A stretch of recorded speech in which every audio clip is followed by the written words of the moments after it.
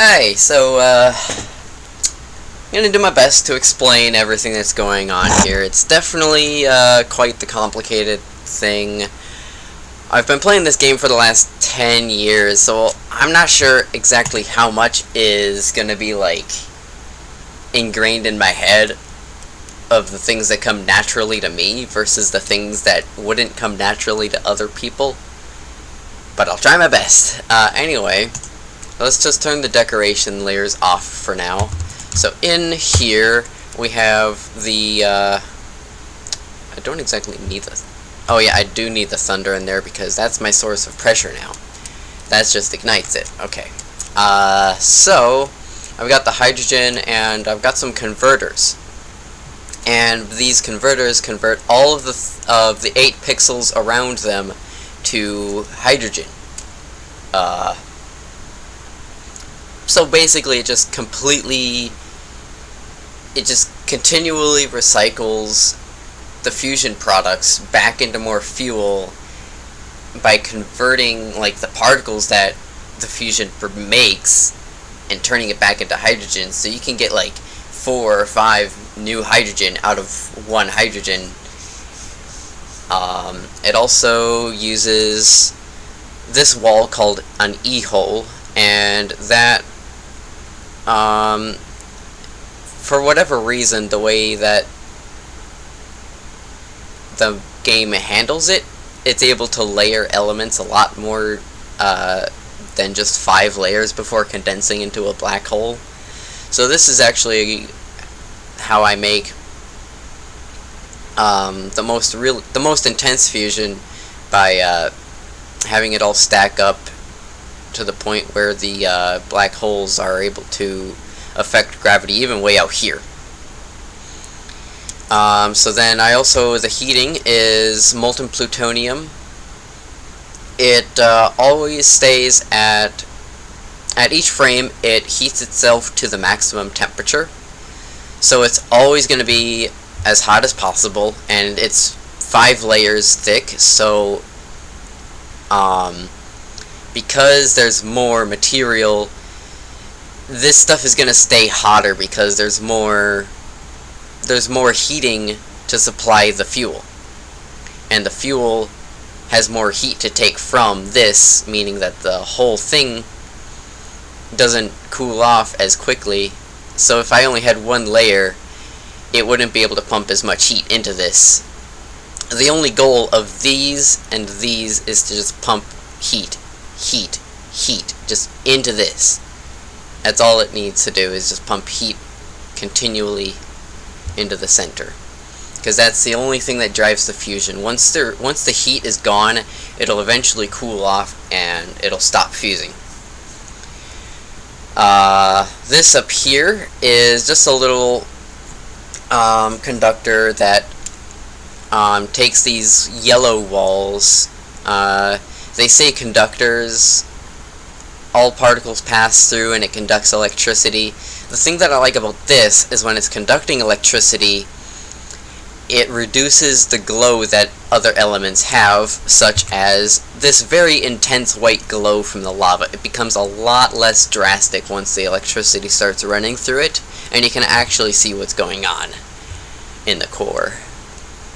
And then I've got a few signs here that light up depending on what stage of the fusion process I'm in, or if there's black hole decay.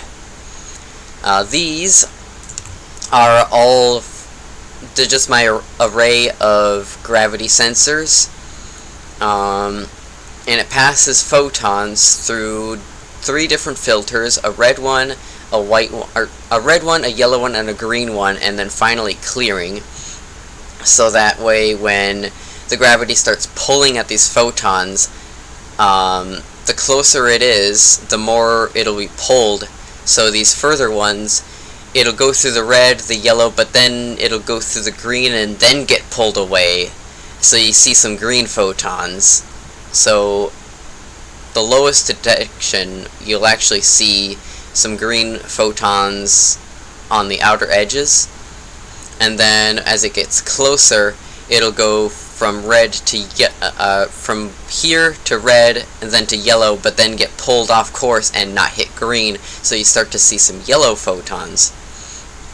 And then as it gets closer yet, it goes to the red, but then gets pulled towards the gravity before it can touch the yellow. So you have some red photons that start to make their glow. And then when it gets the most intense, the white photons are pulled so fast that they don't even have a chance to hit the red, and you just see white photons. It's a little hard to explain, but it'll show itself very, very easily once it starts running. Sensors, I have 8 sensors around the core here. Some of them are, half of them are dedicated to detecting black holes, I think. Yeah. And while the other half is detecting oxygen on one, carbon dioxide on another, noble gas on that one, and gravitons on that. So what this detects is, we start off at hydrogen, and then the first fusion process goes from hydrogen to noble gas. So this detects the first stage of fusion. This noble gas is actually their version of helium, and then helium goes to carbon dioxide, which is their gas version of carbon. And so this detects when that fusion process is going. And then here we detect carbon dioxide to oxygen by looking for just oxygen. And then lastly, gravitons are produced when oxygen fuses into lava or breakable metal. Molten broken metal. It's weird. It's their version of the iron from the fusion process. And that's about the highest that it'll go. You can't fuse the molten iron. But with this, it does get converted back into hydrogen because of the converters. The only thing is, this does go under black hole decay because the gravitons are able to go through materials. And when those gravitons, let's say the graviton lands on top of the converter, it'll still convert into a hydrogen, but it'll be stacked on that converter. So after enough gravitons stack on top of those converters and build up fuel, it'll actually condense that pixel into a black hole and delete the converter. So after a while, it does start to lose converters and starts to lose the ability to make more fuel. And it just completely dies. Let's see. What else? This is the black hole decay detection circuit.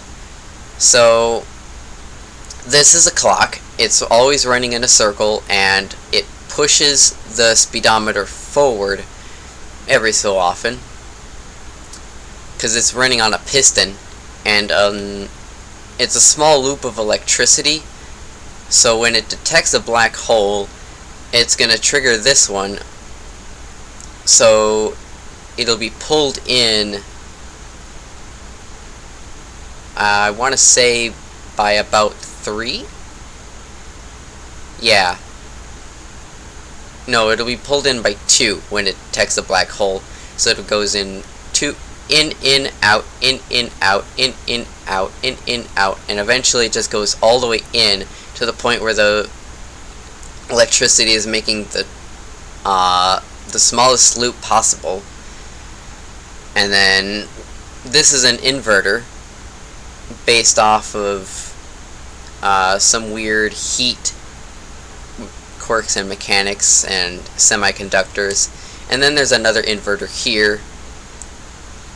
And then basically this is just so that when this is running slow, this is off, but when it's running fast, this turns on, and it's able to display the black hole decay sign.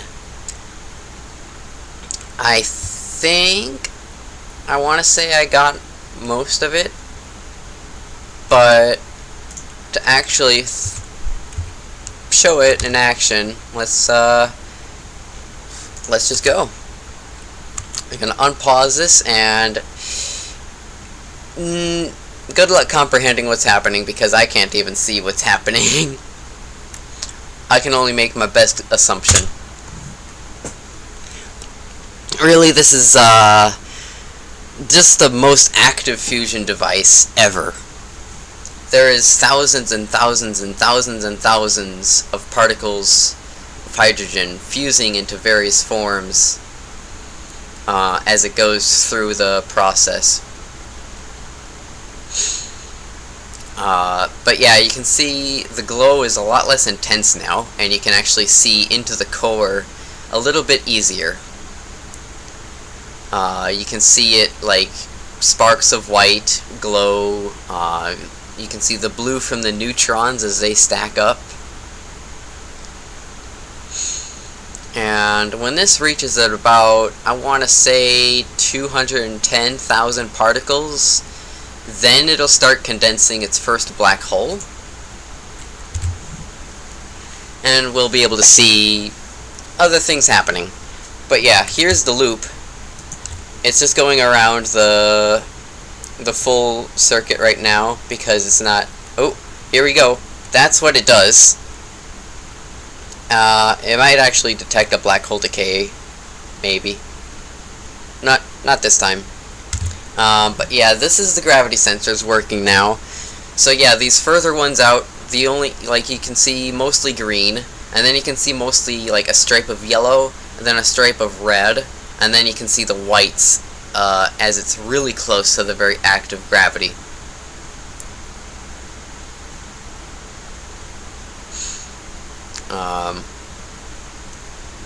But yeah, as it's producing gravitons too, that negates some of the gravity of the black holes. So that's why you see like these pulses where it bumps in for a second. Let's see.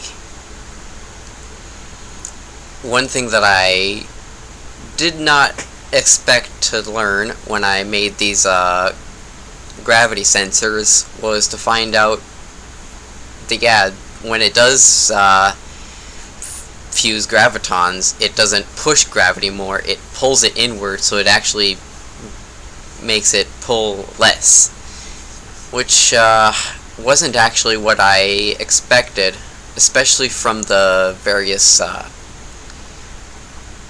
call them fusion snaps at the end, where the gas is all stacked up inside a dead black hole. And this is just where the particle cap has reached its limit. So it's starting to sacrifice some of the sensors and building up the core instead, but that'll compress down in just a second. There we go. A little bit, very close. There we go. Now it's condensed again, and we should be fine.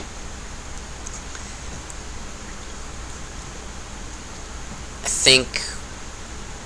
Actually, this is probably the process where it's just the very beginning processes of black hole decay. I think that's what that burst means.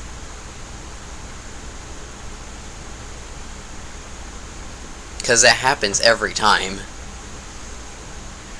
Right before black hole decay happens.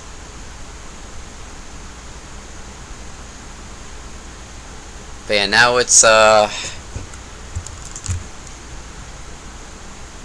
converters are going away. They're being replaced by black holes, so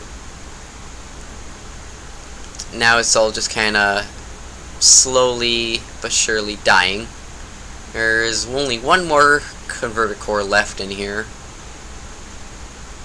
I might have to clear it for it to do something. It's got 40,000 spare particles stored up in here. I might just manually snap it. Oh, never mind. I think that was the snap that I was talking about, because now it's back down to 60,000, and that little core is dead. So now this is a fully burnt core.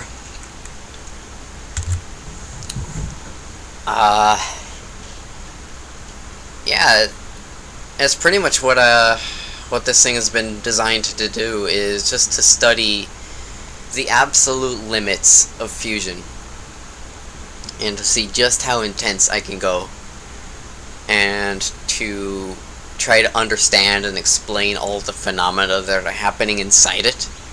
This machine is without a doubt one of my favorites. Yeah, I think that's everything. Alrighty, see you guys later.